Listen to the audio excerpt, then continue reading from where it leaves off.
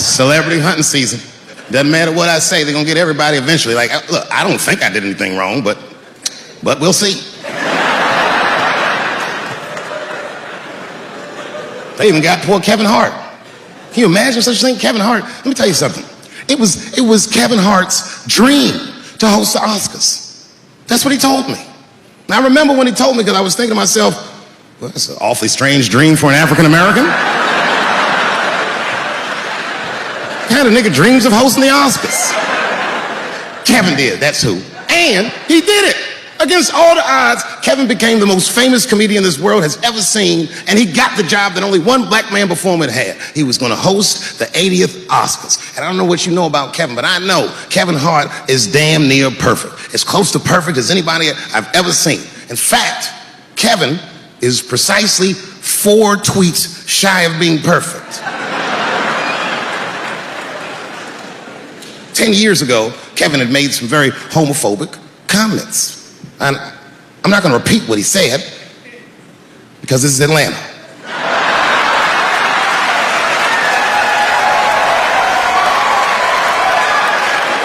You know what I mean. I'm sure there's a lot of gay men here tonight with their wives.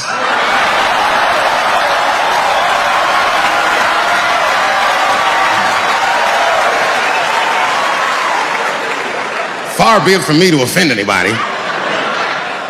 All right, I'll tell you what he said. But just remember, these are not my words. These were Kevin's words. And it was a long time ago. And I'm paraphrasing because I'm not good at telling other people's jokes. Okay, Kevin said that if his little son was demonstrating or exhibiting homosexual behavior around the house, that he'd chastise him. He'd say, hey, that's gay. And then he said he would smash a dollhouse over that child's head. Ooh, the gay community was furious. And I don't blame them. I got a lot of gay friends.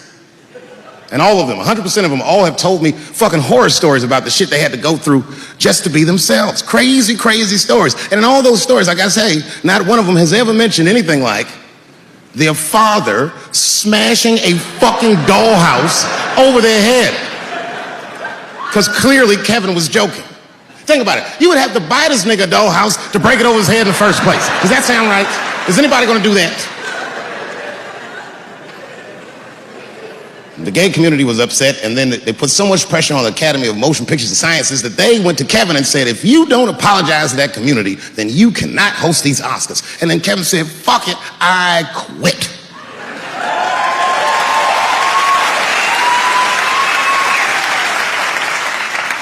And then he went on every talk show in America and apologized for 6 weeks.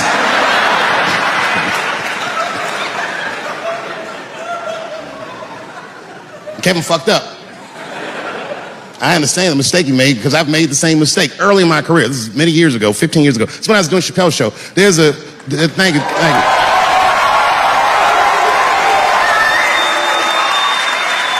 On network television, they have a department that's called Standards and Practices. This is the department that tells you what you can and cannot say on television. And if you're doing your job well, you should never hear from them. But if you're making a Chappelle show, you'll hear from these motherfuckers all the time. And remember, this is 15 years ago. I made a mistake. I didn't even know I had done anything wrong. I had written a sketch that had the word faggot in it.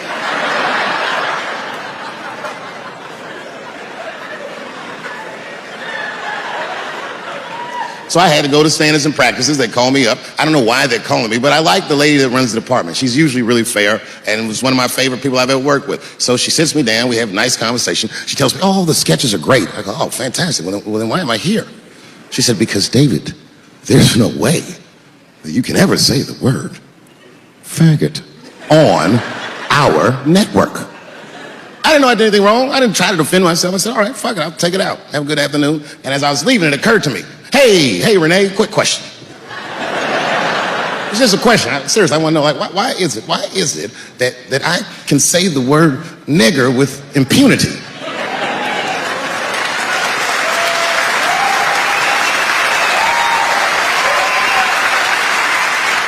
But I can't say the word faggot. And she said, because, David, you are not gay. I said, well, Renee, I'm not a nigger either.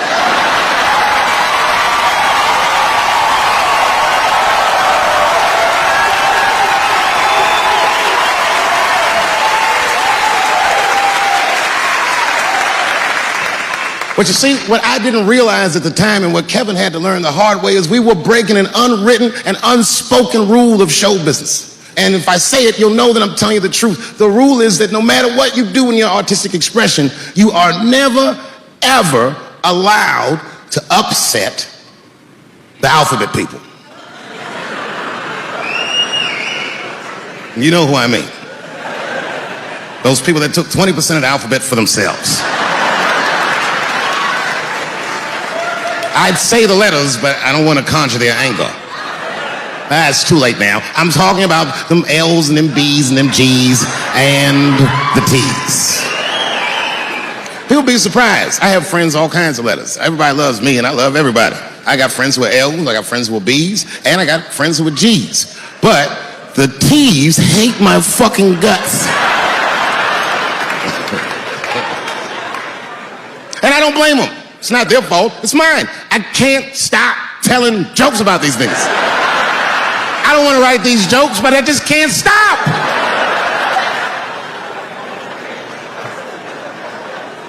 You know, you hear all those letters together all the time, LBGT, LBGT, and you think it's just one big movement. It's not. All those letters are their own movement. They just travel in the same car together. And my guess is,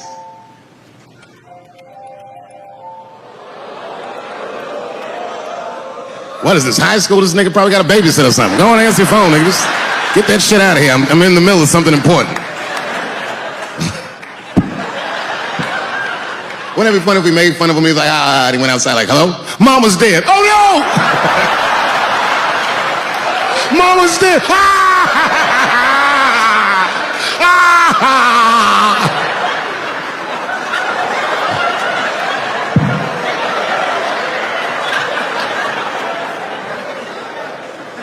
That was a weird time phone call, wasn't it? It's like his phone is gay.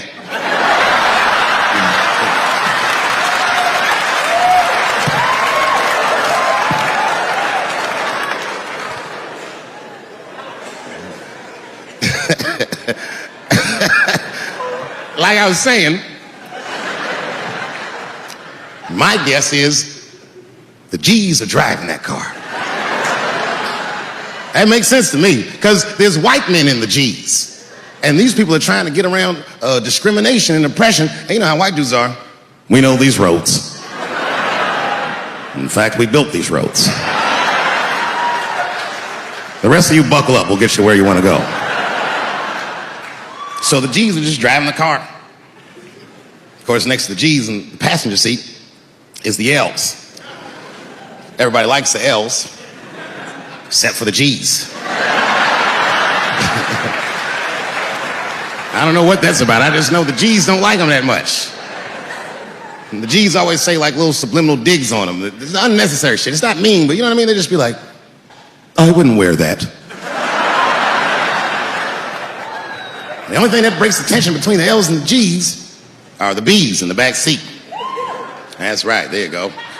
Everybody scream out when you hear your letter.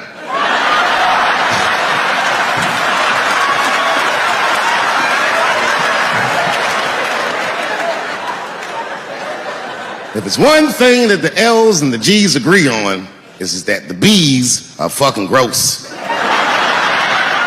They seem greedy to the L's and the G's, you know what I mean? They're just sitting in the backseat like, yeah, man, I'll fuck anybody in this car. What's going on, man?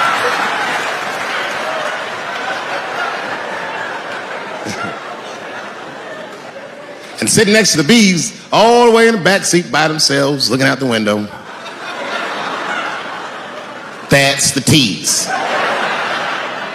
Everybody in the car respects the T's, but everyone also resents the T's. It's not the T's' fault, but everyone in the car just feels like the T's are making the trip take longer.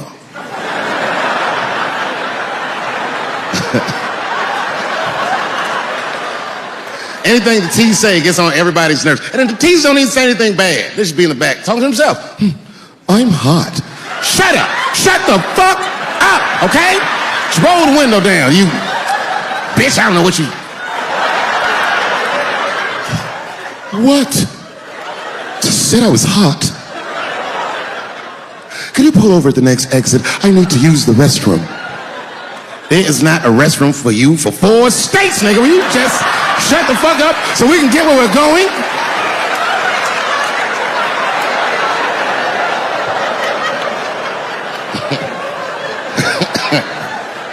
And just when that car can't get any more tense, the cues are a hitchhiker that they pick up on the road. Some white dude in booty shorts is walking down the freeway.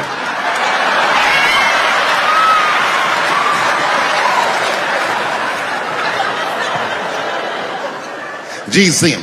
That guy might be one of us. Hey, are you okay? Need some help? And he come over there with them booty shorts leaning on the window. Hey, what's going on, fellas? Lady?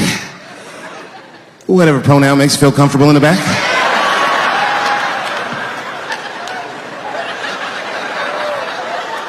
Yeah, I don't really know where I'm going. I don't know if I'm gay or I'm straight or whatever. All I know for sure is that I really want to get in this car.